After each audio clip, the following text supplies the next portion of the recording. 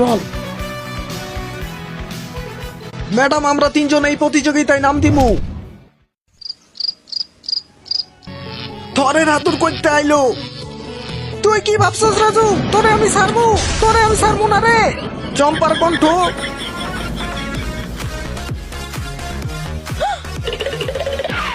ওই চম্পা চলে আইছে রে।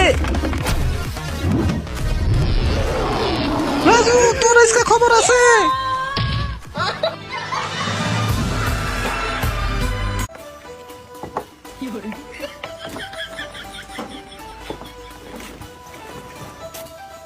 ওই ভাই, আমাকে বলছেন? এখানে আসেন, এই দেখেন নতুন খাবার, এটা খান, খুব সুস্বাদু খাবার, আমার বউ বানাইছে।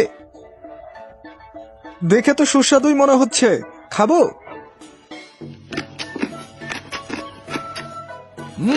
খুব সুস্বাদু। 100 টাকা মাত্র। ভাই, লাগবো না। নিবি না তাইলে খাবার খাইলি কেন? ওই ছেলা, খাবার নষ্ট করলি।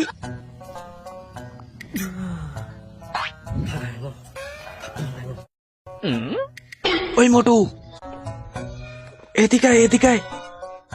তুই এই জায়গায় কি করস? তোরে আমি বিড়িতে চুল লুকা মনে, আগে টিস্যু দে। নাই রে, বাঁশের পাতা দিয়া কর। কি কস? বাঁশের পাতায় তো চুল্লা যাইব, তখন কি করবো? রাজুরে নিয়ে, রাজুর কাছে টিস্যু আছে অনেক। তাইলে রাজুর কাছেই যাই। ওই তাড়াতাড়ি আইস। ঠিক আছে রে। ওই রাজু, কই তুই? ভালো চুল্লো আছে, খাবি নাকি? দরজা খুল। অনেকদিন পর ডিম আর বাসমতি চালের বিরিয়ানি রান্না করতেছি, খুব সুস্বাদু হবে। কেউ আপনারা খাবেন নাকি? তাহলে চলে আসেন।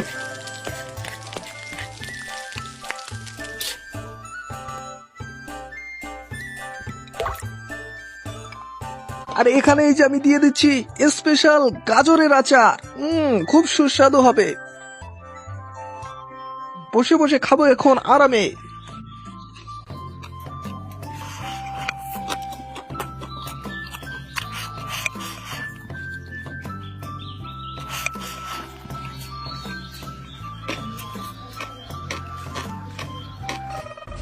এত ডাকলাম, রাজু বাড়িতে থাকলে তো দরজা খুলতো, গেল কই?